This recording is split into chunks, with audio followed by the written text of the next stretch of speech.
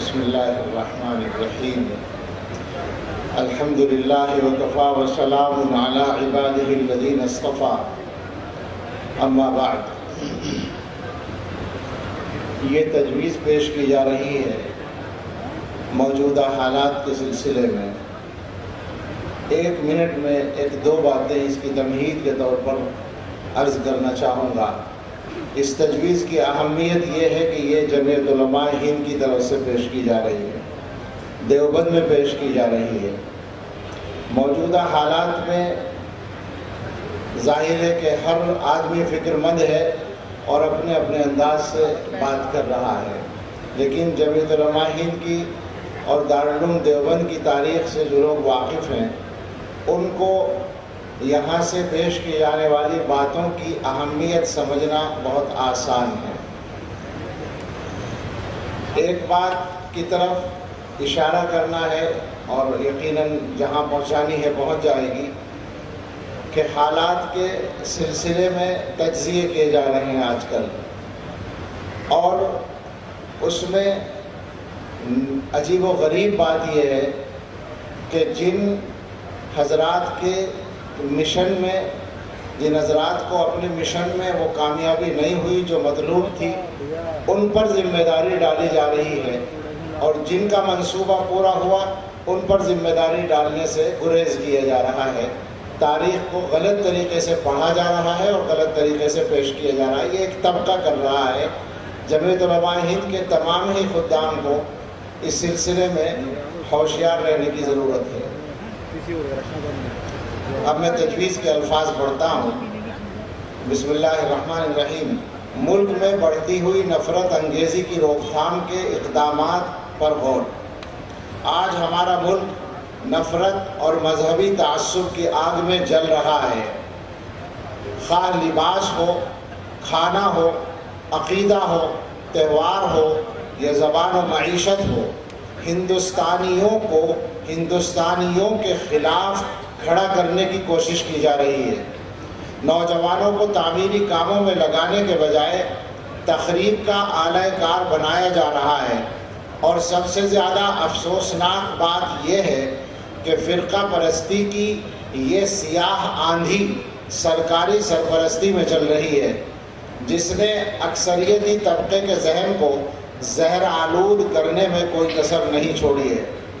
مزید برآں قومی میڈیا اشتعال پھیلانے کا سب سے بڑا حربہ بن گیا ہے۔ مسلمانوں، مسلم حکمرانوں اور اسلامی تہذیب کے خلاف بیہودہ اور بے بنیاد پروپیگنڈے کی مہم پورے شباب پر ہے، اور ارباب اقتدار قانونی گرفت کے بجائے ان کو آزاد چھوڑ کر حوصلہ افزائی کر رہے ہیں۔ جمعیت علماء ہند اس بات پر فکر مند ہے کہ مسلم اور اسلام دشمنی کے علانیہ اور اجتماعی اظہار کے باعث عالمی سطح پر وطن عزیز کی بدنامی ہو رہی ہے، اور اقوام عالم میں ہندوستان کی متعصب، تنگ نظر اور مذہبی انتہا پسندی کی شبیہ بن رہی ہے، جس کی وجہ سے بین الاقوامی پلیٹ فارم پر ہندوستان مخالف عناصر کو اپنا ایجنڈا آگے بڑھانے کا موقع مل رہا ہے۔ ایسی صورتحال میں ملک کی سالمیت اور ترقی کے حوالے سے جمعیت علماء ہند حکومت ہند کو متوجہ کرنا چاہتی ہے کہ وہ فوری طور پر ایسے اقدامات پر روک لگائے جو جمہوریت، انصاف اور مساوات کے تقاضوں کے خلاف اور اسلام دشمنی پر مبنی ہے۔ یہ بات ذہن نشین رہنی چاہیے کہ اکثریت کے مذہبی جذبات کو برانگیختہ کر کے اپنا تسلط قائم رکھنا ملک کے ساتھ وفاداری نہیں بلکہ سراسر دشمنی ہے۔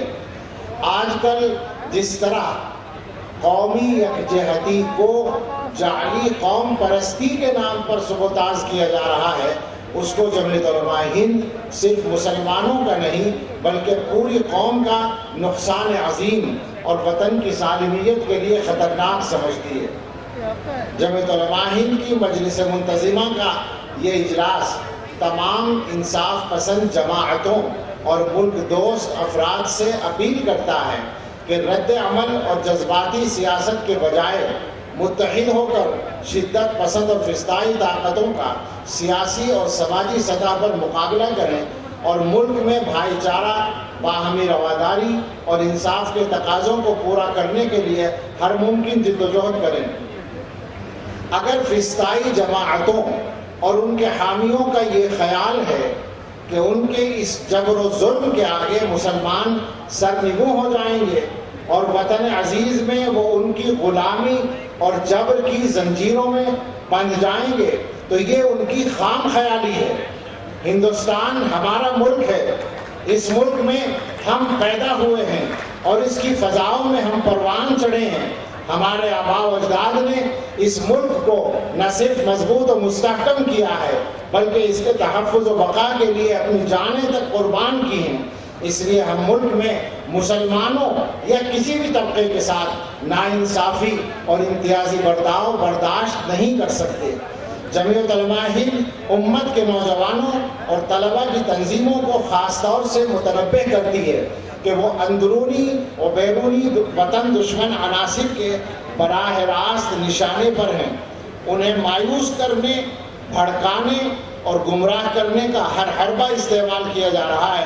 اس لیے حالات سے ہرگز مایوس نہ ہوں اور نہ ہی صبر و ہوش کا دامن چھوڑیں بلکہ اپنی ملی تنظیموں اور ذمہ دار شخصیات پر اعتماد رکھیں۔ آپ حضرات اس تجویز کی تائید کرتے ہیں؟ جزاکم اللہ خیر۔